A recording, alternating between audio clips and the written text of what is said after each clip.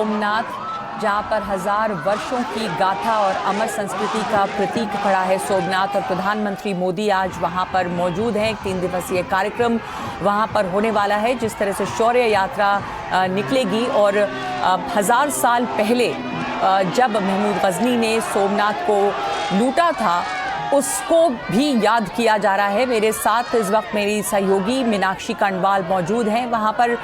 मीनाक्षी, आपसे जानना चाहेंगे कि इस समय वहाँ प्रधानमंत्री हैं, लोगों से मिल रहे हैं, वहाँ वर्णन कीजिए वहाँ का दृश्य।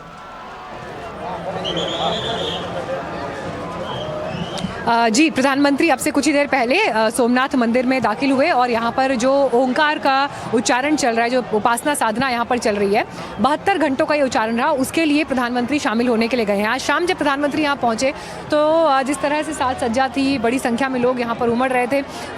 इस अभिवादन के लिए, स्वागत के लिए धन्यवाद किया। लेकिन अब सोमनाथ स्वाभिमान पर्व आज शाम से जिस तरह से अपने चरम पर जा रहा है, कल का दिन बहुत महत्वपूर्ण हो जाता है जब प्रधानमंत्री यहाँ पूजा में हिस्सा लेंगे और उसके बाद उनका संबोधन भी होगा। नगमा, मैं आपको एक तस्वीर दिखाना चाहती हूँ। अगर ठीक सामने आपकी नज़र जाएगी तो आपको यहाँ पर घोड़े पर विराजमान ये हस्ती दिखाई देंगी। ये महान विभूति, ये महान हस्ती वीर हमीर गोहिल हैं। अब अगर आप रैंडम ऐसे लोगों से पूछने जाएंगे तो शायद बहुत से लोग ना भी बता पाएँ इनके बारे में, लेकिन ये वही वीर हमीर गोहिल हैं जो सोमनाथ मंदिर की रक्षा करते हुए, दुश्मनों से लड़ते हुए अपने प्राणों का सर्वोच्च बलिदान जिन्होंने कर दिया बेहद कम उम्र में। और आज सोमनाथ मंदिर के शिखर के ठीक सामने उनकी प्रतिमा विराजमान है, जैसे मानो भगवान भोलेनाथ के ठीक सामने उनके सबसे बड़े भक्त उनके परिवार के साथ शामिल हैं।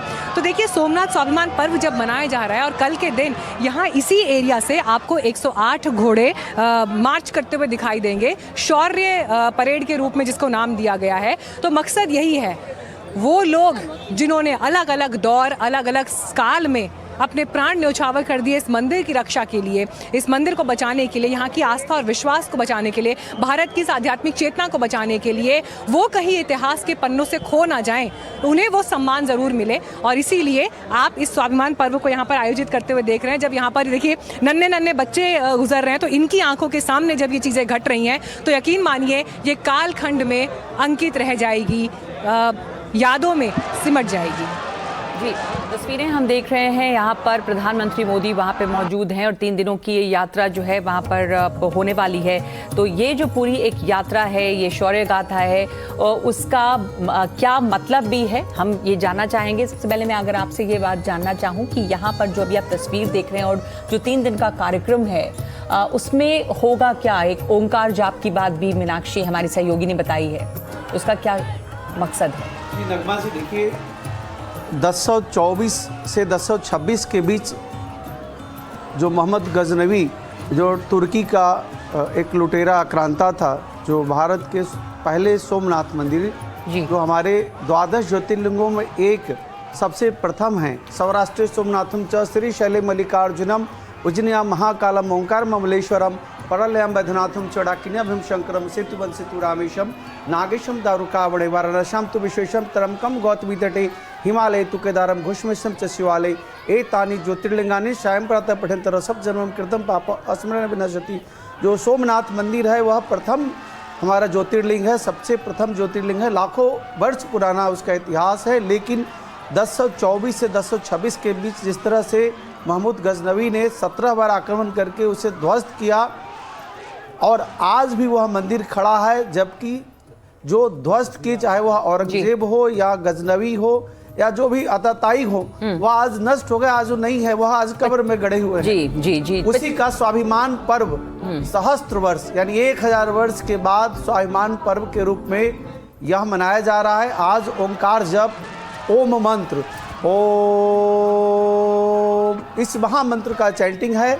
और कल जो होगा विशेष, भगवान सोमनाथ का रुद्राभिषेक होगा, रुद्री पाठ वहाँ पर होगा, नमक चमक का पाठ होगा और भगवान शिव का पंचाक्षरी महामंत्रों का विशेष रूप से जी, लाखों तो भक्तों के द्वारा जप होगा। जी जी, जो कल का दिन है वो कितना महत्वपूर्ण है, क्यों महत्वपूर्ण है, क्या क्या होगा, ये हम आपसे एक बार फिर से समझेंगे। आचार्य शैलेश तिवारी, इशिका तनेजा भी हमारे साथ मौजूद हैं। इशिका, सोमनाथ मंदिर में 1000 साल पहले जो आक्रांता आए और जिस तरह उसे 17 बार ध्वस्त किया, स्वाभिमान पर्व मनाया जा रहा है, साथ ही 75 साल पूरे हो रहे हैं उसको भी, जब इस मंदिर को दोबारा से खोला गया और इसकी जो पूरी एक भव्यता है उसे वापस स्थापित किया गया। तो सोमनाथ मंदिर का जो महत्व है उसके बारे में आप बताएं दर्शकों को। देखिए, मुझे बहुत ही ज़्यादा खुशी होती है कि आज ये पर्व मनाया जा रहा है, क्योंकि हमें इस दिन की बहुत ज़्यादा दिन से अपेक्षा भी थी। और जब 75 इयर्स बैक जब हम देखते हैं कि सरदार वल्लभ भाई पटेल जी ने एक्चुअली में उसकी इनॉग्रेशन करी, क्योंकि हम एज अ हिंदू मैं अगर बात करूं तो हमें एक बहुत ही बड़ा एक स्टार्क डिफरेंस दिखाई देता है। एक जगह दिखाई देता है कि नेहरू जी ने 17 बारी अपने लेटर्स में लिख के विरोध करा के ये मंदिर की स्थापना नहीं होनी चाहिए। उन्होंने अपनी बुक डिस्कवरी ऑफ इंडिया में भी लिखा कि कैसे गजनी ने कोई उसके ऊपर बहुत ज़्यादा आक्रांता के रूप में नहीं, बस सिर्फ एक छोटे मोटे लुटेरे के रूप में थोड़ी बहुत लूटपाट करी। पर यहीं पे हम मोदी जी को जब हम देखते हैं और हम ये देखते हैं कि कितने भव्य तरीके से वो ये स्वाभिमान यात्रा कर रहे हैं, वो ये पर्व हम शौर्य यात्रा कर रहे हैं, उसका ओंकार का जाप कर रहे हैं, और उससे हमें ये प्रेरणा मिलती है कि देखिए कि जितने भी लुटेरे आते गए, हम फिर इशिका, मैं आपको एक मिनट के लिए रोक रही हूँ। एक बात ये समझना चाहते हैं, क्योंकि एक बहुत महत्वपूर्ण बात थी कि 72 घंटे का ओंकार का जाप होगा। जो 72 घंटे का जाप होगा आचार्य शैलेश तिवारी, उसका महत्व क्या है 72 घंटे में ओंकार जाप? देखिए, यह 3 दिवसीय यात्रा है और 3 दिवसीय विशेष ओम मंत्र का जप होगा, जिसमें यह मंत्र 100 करोड़ से ज़्यादा बार जप हो जाएगा। वहाँ पर जितने लोग होंगे, एक अनुमान लगाया कि 1 लाख से ज़्यादा लोग होंगे, तो 100 करोड़ से ज़्यादा ओम मंत्र का जप होगा। और दूसरा, ओमकार मंत्र से पूरे ब्रह्मांड में ओम की ऊर्जा का वाइब्रेशन, आप ओम का ऊर्जा का वाइब्रेशन चाहे वह सनातन में देखें, चाहे ओंकार एक ओंकार वो सब जगह एक ही है, चाहे आप सिखिज्म में देखें। तो 72 घंटे का कोई खास महत्व है? क्यों 72 घंटा, उससे ज़्यादा क्यों नहीं, उससे कम क्यों नहीं? देखिए, 7 और 2 9 दोनों, इसका पूरा अंक जो है मूल अंक 9 बनता है ना, जिसका स्वामी मंगल है। और साल 2026 का जो हम आपको एक बार दिखा दें कि वहाँ सोमनाथ मंदिर के अंदर की ये तस्वीरें आ रही हैं। शैलेश,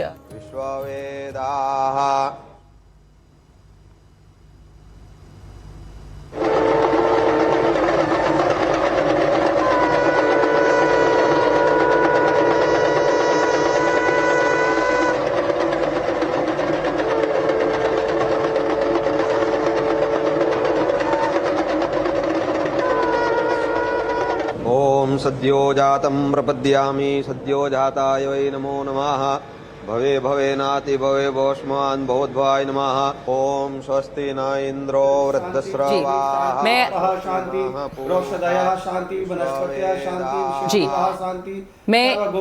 आचार्य जी आपको एक सेकंड के लिए रोक रही हूँ। हमारी सहयोगी मीनाक्षी वहाँ पे मौजूद हैं और मीनाक्षी के पास मैं चलना चाहूँगी एक बार फिर से।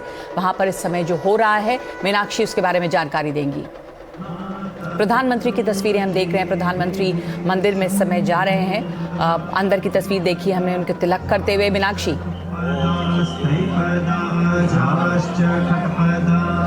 जी नगमा, मैं आपका सवाल तो ठीक से नहीं सुन पाई, क्योंकि यहाँ पर लगातार जो मंदिर प्रांगण में पाठ हो रहे हैं उसके उच्चारण से पूरा ये क्षेत्र इस वक्त गुंजायमान है। और आप स्क्रीन पर तस्वीरें लगातार आप दिखा रहे हैं जहाँ पर प्रधानमंत्री नरेंद्र मोदी पूजा में शामिल हो रहे हैं और उन्होंने बाबा के दर्शन भी किए। लेकिन इस बीच देखिए, आज की तिथि बड़ी महत्वपूर्ण है। आज कृष्ण पक्ष की अष्टमी तिथि है।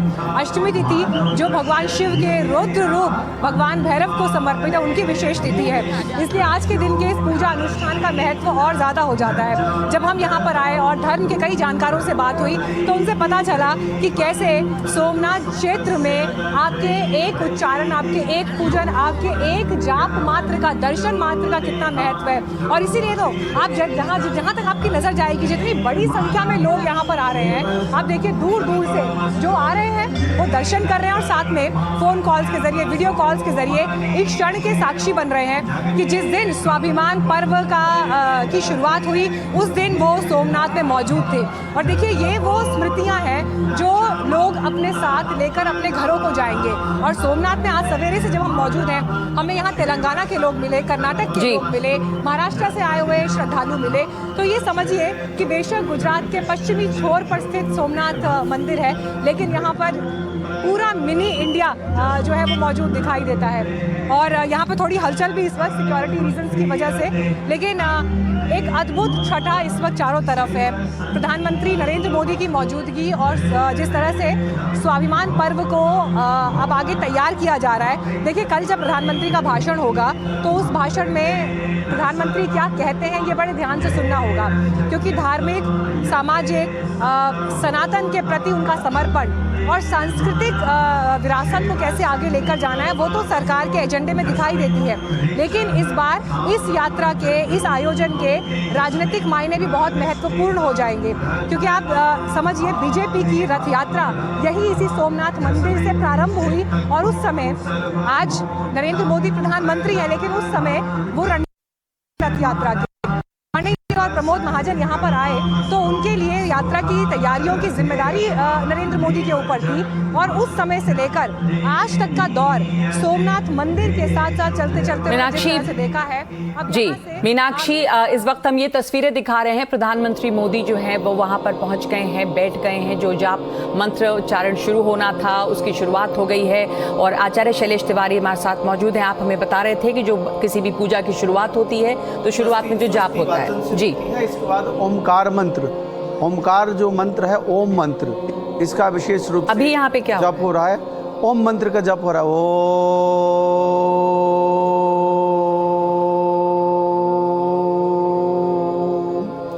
इस महामंत्र का विशेष जप हो रहा है और बाद में पंचाक्षरी मंत्र का भी जप होगा। पंचाक्षरी में ओम नमः शिवाय है। भगवान शिव के लिए यह पंचाक्षरी मंत्र सबसे उत्तम है।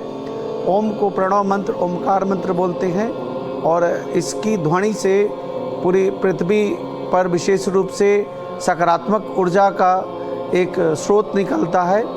ओमकार मंत्र जिसे हम ओम बोलते हैं, ये सभी धर्मों में करीब करीब एक ही जैसा इसका वाइब्रेशंस निकलता है। सोमनाथ क्षेत्र की क्या खासियत है, जैसा अभी मीनाक्षी बता रही थी, वहाँ पर किसी भी उच्चारण, किसी भी मंत्र जाप की अहमियत और आज के दिन? देखिए, सोमनाथ क्षेत्र जो है कहा जाता है कि चंद्रमा का ससुराल क्षेत्र है। चंद्रमा की 27 पत्नियां थी, 27 रानियां थी, जिसमें रोहिणी उनकी सबसे प्रमुखता से थी। और चंद्रमा की जो रोहिणी थी उनको ज़्यादा प्रेम चंद्रमा करते थे, चंद्रदेव, और रानियों को नहीं करते थे, जिसके कारण सभी रानियों ने मिलकर उन्हें श्राप दिया और चंद्रदेव को कोढ़ हुआ। वह सोमनाथ क्षेत्र जहाँ पर स्नान करने से कोढ़ जैसे रोग की समाप्ति होती है, जिससे बड़े से बड़े रोग की समाप्ति होती है, वह क्षेत्र है सोमनाथ क्षेत्र। भगवान शिव का सबसे पहले चंद्रदेव ने बालू का जो है शिवलिंग बना करके वहाँ, तो ये मंत्रोच्चारण शुरू हो गया है। प्रधानमंत्री वहाँ पर बैठे हुए हैं, उन्होंने अपनी मुद्रा ले ली है, तो ये लगातार ये मंत्रोच्चारण चलता रहेगा, लगातार मंत्र चलता रहेगा। और ओम मंत्र का जप पिछले 72 घंटे से, 3 दिवसीय कार्यक्रम है, 72 घंटे से इसका जप चलते रहेगा। और मिनिमम 1 लाख लोग अगर 100 बार करते हैं तो 1 करोड़ होता है, 1000 बार करते हैं तो 10 करोड़ होता है, और 10,000 बार करते हैं तो 100 करोड़ होता है। यानी यह 3 दिवस में कम से कम 100 करोड़ मंत्रों का जप, ओमकार जप का मंत्र यहाँ सोमनाथ में होगा, जिसका वाइब्रेशन पूरी दुनिया में जाएगा, जिससे विश्व की शांति होगी। भारत जो है वह विश्व का शांति दूत रहा है। आज जिस तरह से पूरी दुनिया में अशांति फैली हुई है, जिस तरह से पूरी दुनिया में युद्ध की स्थिति बनी हुई है, तो उसमें कहीं न कहीं इस ओमकार मंत्र का फल सकारात्मकता में बदलेगा। 72 घंटे का ये ओमकार मंत्र अपने दर्शकों को बता दें एक बार फिर से कि प्रधानमंत्री इस समय सोमनाथ में हैं और यहाँ पर 72 घंटे का ओमकार जाप जो है वो शुरू हो गया है। मेरी सहयोगी वहाँ मौजूद है मीनाक्षी खंडवाल। मीनाक्षी बता रही थी कि आज के दिन का महत्व खास करके ये जो सोमनाथ क्षेत्र में जाप किया जा रहा है वो बहुत ही विशेष है। प्रधानमंत्री की तस्वीरें हमने दिखाई हैं, तिलक के बाद वहाँ पर सभी लोग उस मुद्रा में बैठे हैं जब ये ओंकार का जाप शुरू हो गया है। मीनाक्षी।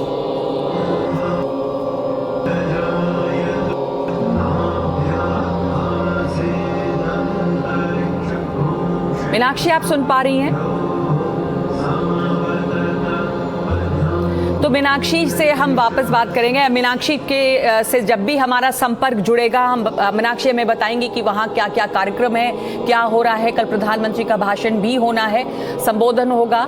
72 घंटे का ये ओंकार जाप जो है वो शुरुआत उसकी हो गई है। सुनवाते हैं पहले आपको।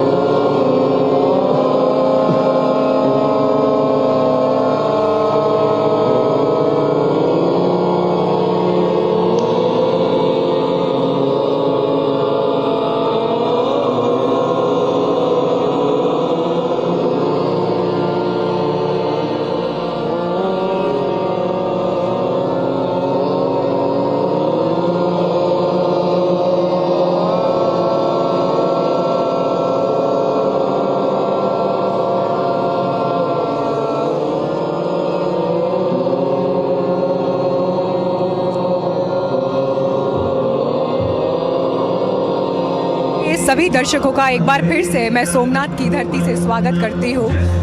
इस वक्त अगर आप सभी दर्शक मेरी आवाज़ सुन रहे हैं तो आप ये समझिए कि मेरे लिए भी एक अद्भुत क्षण है जिस समय मैं सोमनाथ मंदिर के शिखर के ठीक ऊपर आसमान में वो अद्भुत आकृतियाँ देख रही हूँ जो सनातन के लिए महत्वपूर्ण है, जो धर्म के लिए महत्वपूर्ण है। जो आकाश पर आकृतियाँ इस वक्त रुद्र पाठ के यहाँ पर उच्चारण के साथ, पाठ के साथ सुनाई दे रही है, जिसमें भगवान शिव वहाँ पर दिखाई दे रहे हैं। ऐसा लग रहा है मानो इस वक्त एक आकाशवाणी के साथ एक अद्भुत दृश्य सोमनाथ के आकाश पर चमत्कृत है।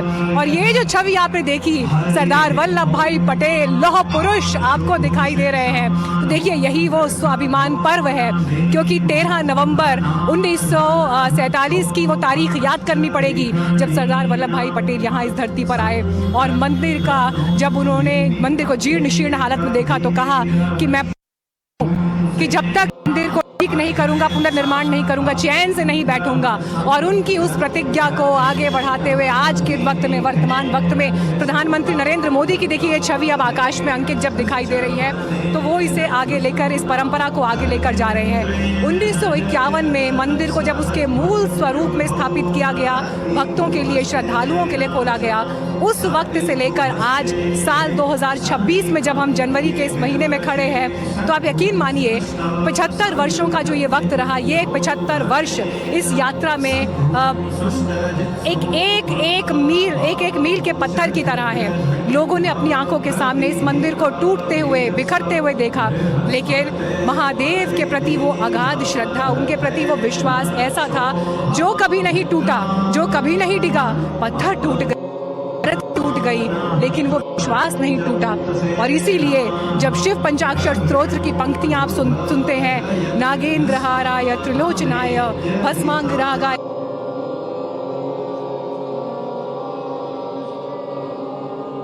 शिवाय, न स्वरूप में स्थापित भगवान शिव को नमस्कार है। और इस वक्त रोम रोम जो यहाँ भक्त हैं उनका इस गुंजायमान से अलंकृत है, रोम रोम झनझना रहा है, क्योंकि आसमान में जब आप सोमनाथ के शिखर को अंकित देख रहे हैं तो ऐसा लग रहा है कि सारे का मानो इस वक्त यहाँ पर प्रकट है, साक्षात है।